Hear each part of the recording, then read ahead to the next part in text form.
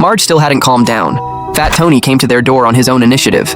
He could tell that Selma and Marge had a falling out, so he invited the Simpson family to play at his beach house over the weekend, and to help the two sisters restore their relationship. Homer thought this was a great opportunity. Plus, he could get a free beach vacation. Fat Tony's villa was particularly luxurious. It also had many recreational facilities, but Selma still didn't understand why Marge wasn't optimistic about her marriage. But Marge said Selma hadn't been optimistic about her marriage either. Selma didn't want to argue with her and went to get a manicure.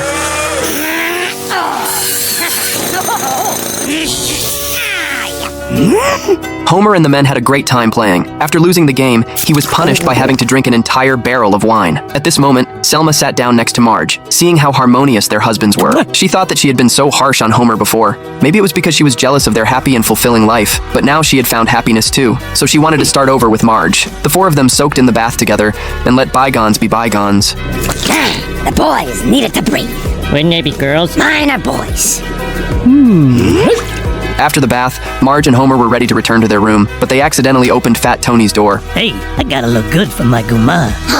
Gumar? That's mob talk for mistress. Fat Tony has a mistress. He's cheating on Selma? That's crazy! Homer didn't understand why Fat Tony would go out for hamburgers when he had expired steaks at home.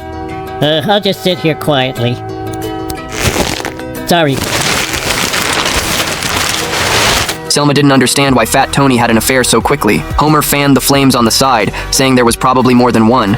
At this moment, Marge planned to take Selma away from there, but Homer said he had made plans with the guys to play together tomorrow. Marge said this time they had no choice but to be the bad guys. The next morning, Homer came out dragging his suitcase. Fat Tony even asked him if he wanted to play with swimming rings together, and could have the nanny customize one. But after seeing Homer, the nanny said not even God could make a swimming ring that would keep him afloat. Then, Homer said goodbye to Fat Tony. He also declared that he wasn't leaving because there was a mob crackdown today, so Fat Tony asked him why. Because you have a girlfriend.